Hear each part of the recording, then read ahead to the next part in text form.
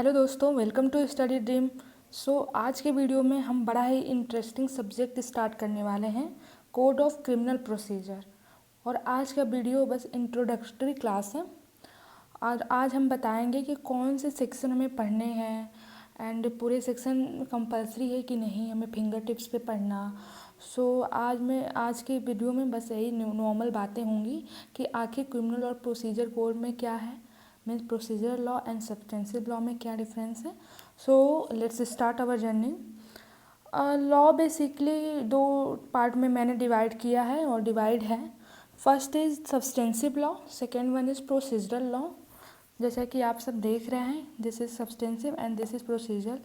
Substantive law is ये बताता है मुझे कि आपके डिटरमाइन कराता है कि राइट क्या है एंड लाइबिलिटीज़ क्या है।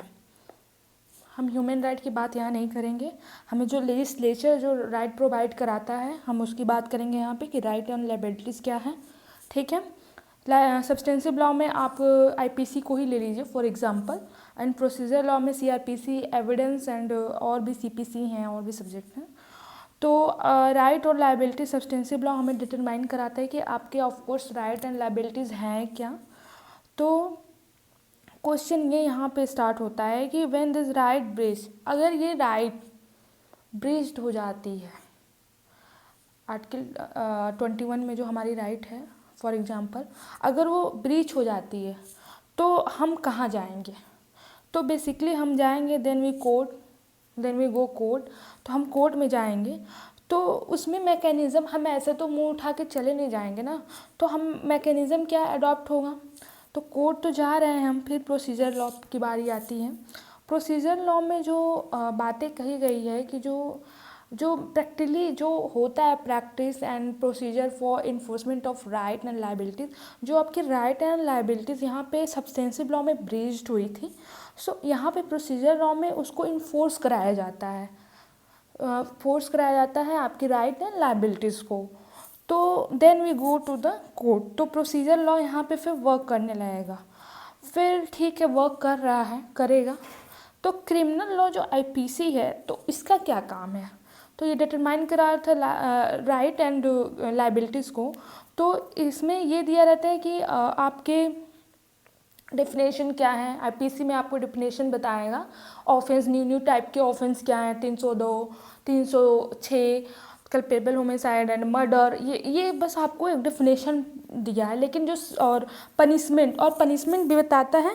ये दो चीज़ वो भी बस एक डेफिनेशन फॉर्म में बताता है कि पनिशमेंट किस में 7 साल का है, किस में 3 साल का है। लेकिन यहाँ पे जो प्रैक्टिकली जो वर्क होता है वो प्रोसीजरल के थ्रू होता है, ना कि सब्सटेंसिव लॉ के थ्रू होता है। सब्सटेंसिव लॉ हमें जो है एक रास्ता दिखाता है कि हाँ आप इस रास्ते से चलो, तो देन हम अगर उस रास्ते से चलते हैं तो then we follow the procedure law. Okay. मान लीजिए फॉर एग्जांपल ए के घर में थेफ्ट हो गया, चोरी हो गया। तो विक्टिम क्या करेगा कि फिर वो जाएगा पुलिस स्टेशन।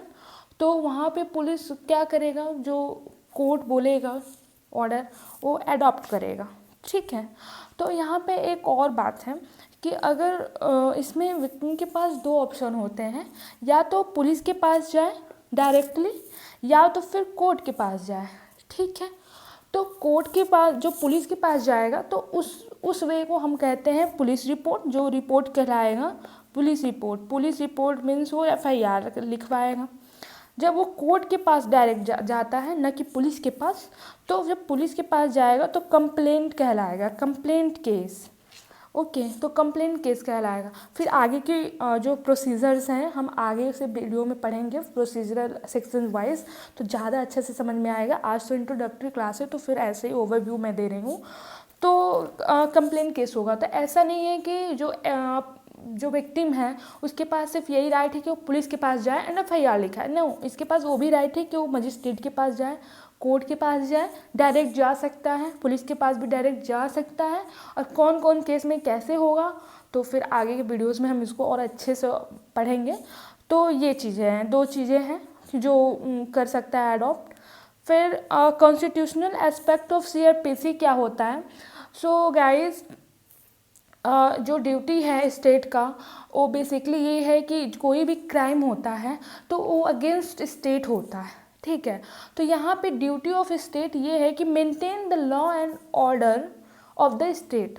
यहाँ पे ये ड्यूटी है कि जो लॉ एंड ऑर्डर है स्टेट के उसको हमेशा उसको मेंटेन में किए रहें।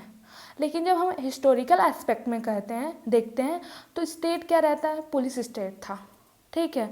लेकिन अब क्या है, अब जो स्टेट क्या है, पुलिस स्टेट, वेलफेयर स्टेट, ठीक है। तो इसमें यहाँ पे स्टेट की ड्यूटी है कि मेंटेन करे लॉ एंड ऑर्डर को, ठीक है। फिर इसमें कुछ थ्योरीज हैं, हॉब्स एंड लॉस थ्योरी को हम अच्छे से उसको रीड कर सकते हैं अगर अच्छे से आपको ऑब्जर्वेशन इसका लेना है तो।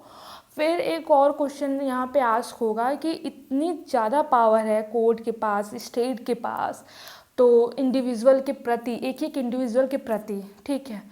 तो फिर इसमें question here is ask, can state take away life and liberty any of the individual.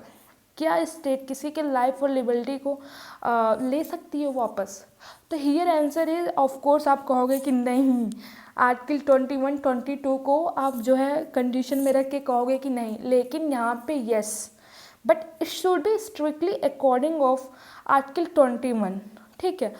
ले सकता है लेकिन आर्टिकल 21 को मद्देनज़र रख के वो वैसे जो बोला है उसके थ्रू जो है वो आपकी लाइफ एंड लिबर्टी को, किसी भी इंडिविजुअल की लाइफ एंड लिबर्टी को वो ऑब्जर्व कर सकता है। सो वो लॉ के थ्रू जो भी होगा। और ये चीज़ें हियर मतलब लॉ का यहाँ मतलब ये है कि वो कैसे इन्फोर्स कराता है क्रिमिनल लॉ को, और कैसे सज़ा मिलती है एक्यूज्ड को जल्द से जल्द। तो ये प्रैक्टिकली ये सिविल प्रोसीजर बताता है, ओके।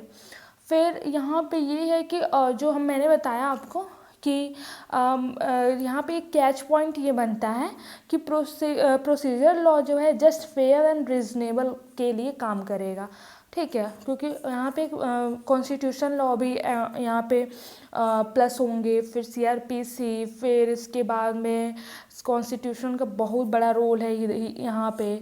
तो फिर यहाँ पे मनेका गांधी केस बहुत ही बड़ा, बहुत ही फेमस केस है जिसमें इसमें बताया गया है कि there has to be reasonable in position of CrPC.